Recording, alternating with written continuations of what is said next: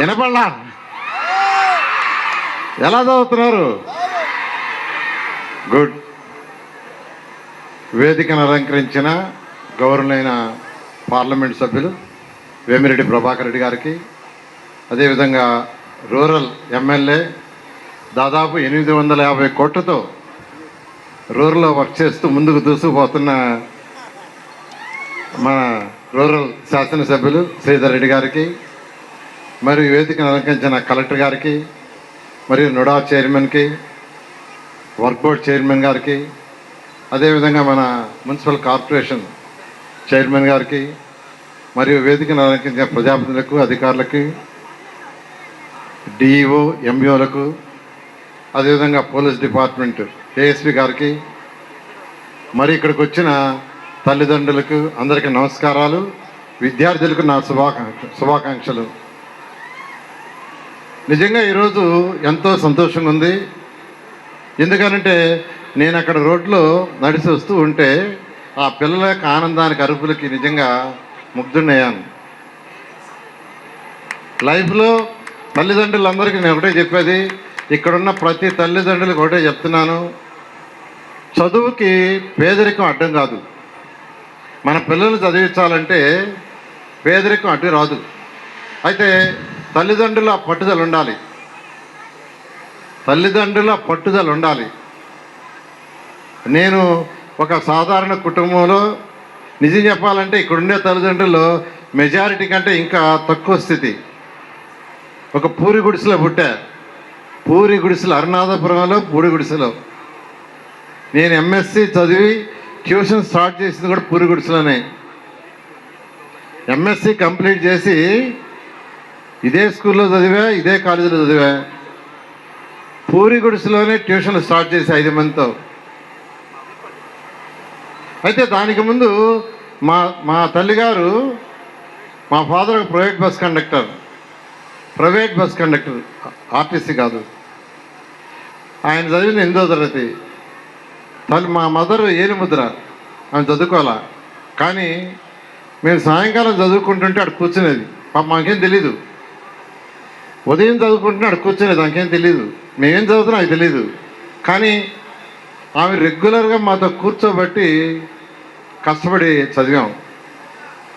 ఆ చదవటంలో కూడా ఇదే స్కూల్లో చదివింది. చదువుని గురించి 9వ తరగతి దాకా ఎవరు అంటే స్కూల్లో చదివే ఆ రోజుల్లో. 9వ తరగతి తర్వాత ఒక మంచి టీచర్ నాకు దొరికారు, నారాయణమూర్తి గారని. ఒక మంచి టీచర్, ట్యూషన్ మాస్టర్. ఇక్కడ లక్ష్మీ ఫ్యాన్సీ స్టోర్ అండి ఎదురుగా, దాంట్లో కూర్చొని చదివేవాడిని. అక్కడ సేల్స్ చేస్తూ ఈ ఎదురుగానే కరెక్ట్గా ఆపోజిట్గా లక్ష్మీ ఫ్యాన్సీ స్టోర్ అని ఉండేది. అక్కడే కూర్చొని అక్కడే చదివేవాడిని సేల్స్ చేస్తూ. అలా యాక్చువల్గా జీవితంలో బాగా చదవబట్టి ఈరోజు ఈ స్టేజ్కి వచ్చా. పిల్లలందరికీ చెప్తున్నాను, ఇదే స్కూల్లో నేను 10th క్లాస్ చదివినప్పుడు ఫెయిల్ అయ్యాను. ఈ స్కూల్లో 10th ఫెయిల్ అయ్యా. అయితే ప్రభుత్వం మళ్ళీ 2 గ్రేస్ మార్కులు ఇస్తే మళ్ళీ 3 నెలల్లో పాస్ అయ్యా. ఆ తర్వాత ఇదే కాలేజీ ఇక్కడ ఇంటర్మీడియట్ 2 years చదివా. అయితే ఫెయిల్ అయిన తర్వాత రియలైజ్ అయ్యా, నా ఫ్రెండ్స్ అందరూ ముందుకు పోవటం, నేను వెనక్కి రావటం. అయితే అదృష్టవశాత్తు ఆ 2 మార్కులతో ముందుకు పోయిన తర్వాత నాలో పట్టుదల పెరిగి చదివా. ఇదే కాలేజీలో 3 సంవత్సరాలు డిగ్రీ చదివాను. 3 సంవత్సరాలు university first. MSc SC university 2 సంవత్సరాలు యూనివర్సిటీ ఫస్ట్. ఒక ఫెయిల్ అయిన స్టూడెంటు మళ్ళా యూనివర్సిటీ ఫస్ట్ ఇక్కడ 3 ఏళ్ళు అక్కడ 2 ఏళ్ళు అయ్యాడంటే దానికి కారణం ఏంటంటే విద్య ఇచ్చిన టీచర్. నాకు నారాయణమూర్తి గారు అనేవారు బేసిక్ ఇచ్చారు. అంటే మనకు ఎవరైతే చేశారో వాళ్ళని మనం చెప్పుకోవాలి. అందుకే ప్రతి టీచర్లకి నేను చెప్పేది ఏంటంటే పిల్లలకి బేసిక్ కాన్సెప్ట్స్ ఇవ్వండి అని. ఇలా అంచెలంచెలకు ఎదగటం. ఇదే కాలేజీలో 1979 సెప్టెంబర్లో ఎంఎస్సి పాస్ అయ్యి ఎంఎస్సి ఎగ్జామ్స్ రాశా ఎస్ యూనివర్సిటీలో. నేరుగా ఈ కాలేజీకి వచ్చా. రామసుబ్రహ్మణ్యం అని అప్పుడు ఇన్ఛార్జ్ ఉండేవారు. ఆయన్ని కలిసా. సార్ ఇక్కడ పార్ట్ టైం పోస్ట్ ఉందంట, నేను చేస్తానన్నా. ఆయన వెంటనే క్లాసుకు పోతా ఉన్నాడు. అప్పుడు ఈ కాలేజీలో మార్నింగ్ ఉండేది, మధ్యాహ్నం ఉండేది, సాయంకాలం ఉండేది. క్లాసుకు పోతావా అన్నాడు. పోతాను సార్ అన్న. డిగ్రీ ఫైనల్ ఇయర్ ఇచ్చి క్లాసుకు పొమ్మన్నారు.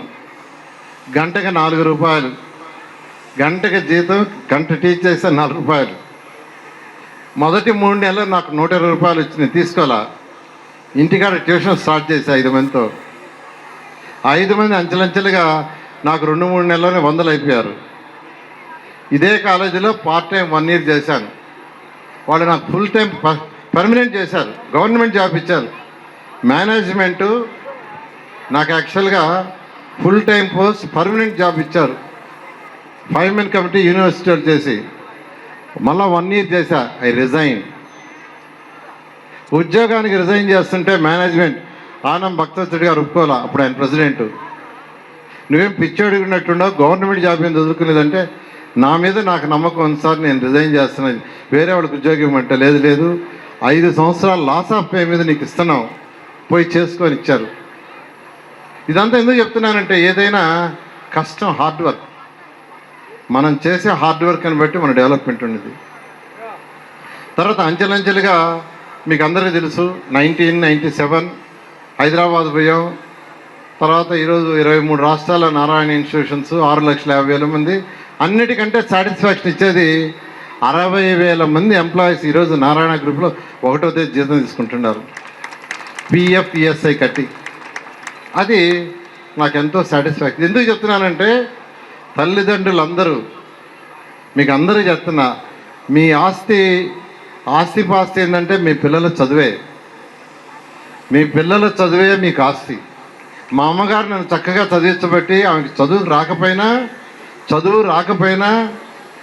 ఆరు కూడా తెలియకపోయినా, రాయటం ఏబిసిడీలు తెలియకపోయినా పక్కన కూర్చున్నది. అలా ఈరోజు ఈ స్థితికి వచ్చామంటే కారణం. అందువల్ల ప్రతి తల్లిని నేను రిక్వెస్ట్ చేసేది, పిల్లల్ని బాగా చదివించండి.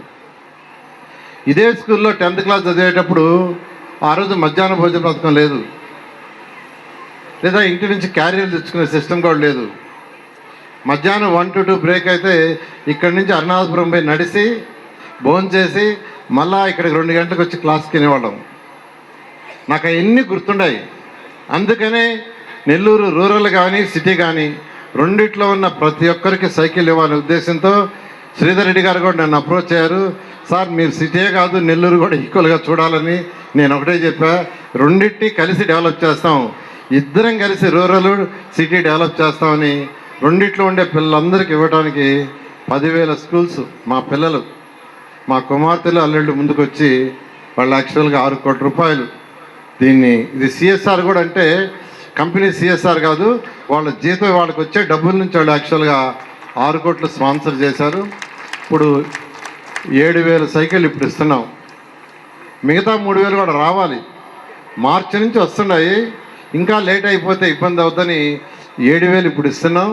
మిగతా 3,000 కూడా రాబోయే 2 or 3 monthsలో అవన్నీ తెప్పించి కంప్లీట్ చేస్తాం. నేను అందరికీ ఒకటి చెప్పేది, పేదరికం చదువుకు అడ్డం కాదు, పేదరికం చదువుకు అడ్డం కాదు. ఈ దేశంలో ఎంతోమంది గొప్పగా Abdul Kalam president of India అయ్యారు. ప్రెసిడెంట్ ఆఫ్ ఇండియా ఆయన చిన్నప్పుడు ఎంతో కష్టాలు పడ్డాడు.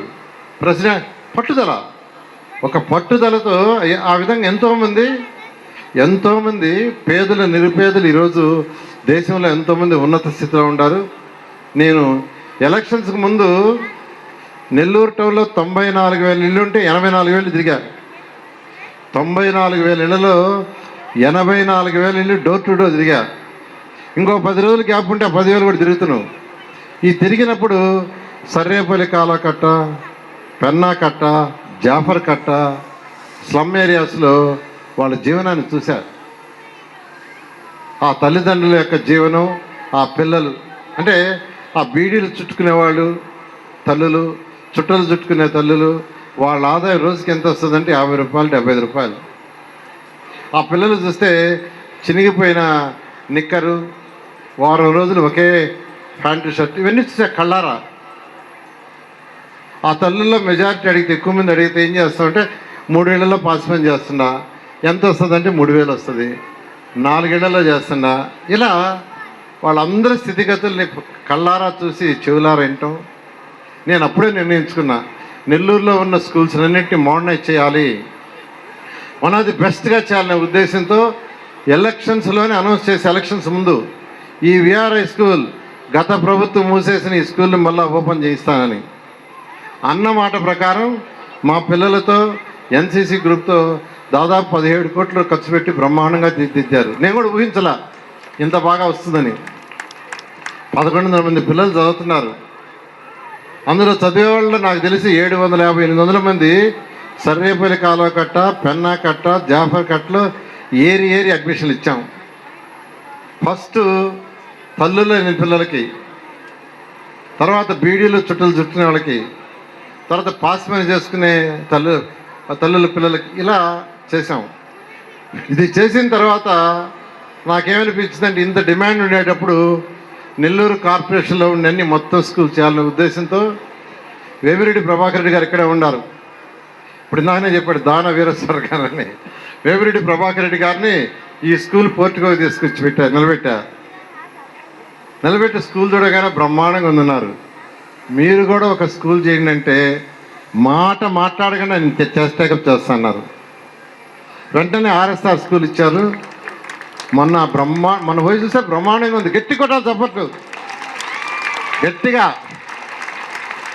బ్రహ్మాండంగా డెవలప్ చేశారు. వాళ్ళ కంపెనీ వాళ్ళని పెట్టే బ్రహ్మాండంగా చేశారు. అదేవిధంగా డిఎస్ఆర్ సుధాకర్ రెడ్డి వారు కూడా చాలా పెద్ద కాంట్రాక్టరు, బెంగళూరు, హైదరాబాదు, చెన్నైలో చేస్తుంటారు. వారిని కూడా ఒకరోజు తీసుకొని వచ్చి ఇక్కడ నిలబెట్టాను. చూసిన తర్వాత బ్రహ్మాండంగా చేశారు సార్ అన్నారు. అయితే మీరు కూడా ఒక స్కూల్ చేయొచ్చు కదన్న. వెంటనే చేస్తానని. ఎక్కడ చేస్తారంటే, మేము మూలాపేటలో చాలా కాలం ఉన్నాం, ఆ స్కూల్ చేస్తారంటే ఆ స్కూల్ ఇచ్చాం. బ్రహ్మాండంగా తయారు చేశారు. ఎలా తయారు చేశారంటే, మొన్న స్పీచ్లో పిల్లలు కోట, ఇది ఒక రాజకోటలాగా తయారు చేశారని నిజంగా నాకు ఎంతో ఆనందం వేసింది. అదేవిధంగా నిన్న బీవీఎస్ స్కూల్ 7వ డివిజన్లో పోయాను. దాన్ని మాల్యాద్రని వాళ్ళు యాక్చువల్ కార్పొరేటర్ వాళ్ళు రెనోవేట్ చేస్తున్నారు. ఒక దాత దగ్గర చేయిస్తున్నాను. బ్రహ్మాండంగా తీర్చిదిద్దారు. అదేవిధంగా గుంటపడి అంటారు. ఇలా అనేక స్కూల్స్. అదేవిధంగా రూరల్లో కూడా ఒక స్కూలు ఏఎంఆర్ కంపెనీ వాళ్ళని అడిగాను, అది బ్రహ్మాండంగా తయారు చేస్తున్నారు. నేను ఒక మాట ఇస్తున్నాను శ్రీధర్ గారు, నెల్లూరు కార్పొరేట్ సిటీయే కాదు, నెల్లూరులో రూరల్లో ఉన్న అన్ని స్కూల్స్ని ఈ రాబోయే 2-3 సంవత్సరాలు తీర్చిదిద్దాం. నేను ఒక్కటే ప్రతి తల్లికి తండ్రికి చెప్పేది ఏంటంటే, పిల్లల్ని బాగా చదివించండి. చదువు ద్వారానే ఏదైనా రీచ్ చేయగలరు. చదువు అనేది చాలా ఇంపార్టెంటు, డబ్బు కాదు. డబ్బు అనేది ఆటోమేటిక్గా వస్తుంది.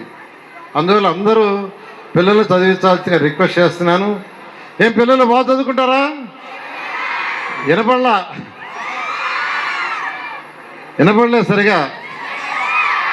తర్వాత గౌరవమైన ముఖ్యమంత్రి గారు ఈరోజు ఈ రాష్ట్రంలో అనేక కార్యక్రమాలు చేస్తున్నారు. అటు సంక్షేమం, అభివృద్ధి. ఈ సంక్షేమంలో భాగమైనటువంటి P4 అనే ఒక ప్రోగ్రాం తీసుకొచ్చారు. P4 అంటే ఈ రాష్ట్రంలో బాగా డెవలప్ అయిన టాప్ 10%, బాటంలో ఉండి 20% చేతినివ్వాలి, సపోర్ట్ చేయాలి, కొంత సపోర్ట్ చేయాలని దాంతో ఈరోజు గవర్నర్ ముఖ్యమంత్రి గారు P4 ప్రోగ్రాం తీసుకొచ్చారు. ఈరోజు ఏదైతే మా పిల్లలు చేశారో ఇది P4లో భాగమే. వేమిరెడ్డి ప్రభాకర్ రెడ్డి ఏదైతే స్కూల్ చేస్తున్నారో అది P4లో భాగమే. డిఎస్ఆర్ఓలు ఏ విధంగా చేశారో P4 భాగమే. ఖచ్చితంగా ముఖ్యమంత్రి గారు తీసిన ప్రోగ్రాంని 100% ఈ యొక్క నెల్లూరు అర్బన్, రూరల్లో నెల్లూరు జిల్లాలో ఇంప్లిమెంట్ చేసే విధంగా అన్ని విధాలుగా ప్రయత్నిస్తామని తెలియజేస్తూ, నిజంగా ఈరోజు ఎంతో ఆనందంగా ఉంది. కుటుంబ సభ్యులందరితో ఈ యొక్క ఆనందాన్ని పంచుకోవడం. కాబట్టి ఈ అవకాశం ఇచ్చిన అందరికి కూడా ధన్యవాదాలు తెలియజేస్తూ, చెప్పండి. Thank you CM sir, thank you విద్యాశాఖ మంత్రి. ఎందుకంటే వారు చాలా చాలా ఇన్స్పిరేషన్తో చేస్తున్నారు. ఈ స్కూల్కి వచ్చి వారు ఇనాగ్రేషన్ చేశారు. ఇవాళ యాక్చువల్గా వర్చువల్గా రావాల్సింది, అయితే 6:30 దాకా ప్రోగ్రాం ఉంది. 6:30కి రాలేరంటే పిల్లలకు లేట్ అయిపోతుంది. దాంతో మనం స్టార్ట్ చేసాము. నేను టీచర్లందరికీ చెప్పేది, టీచర్లకి హెడ్ మాస్టర్లకి, డిఈఓ, ఎమ్మెల్యే చెప్పేది పిల్లల్ని జాగ్రత్తగా ఇంటికి చేర్చండి.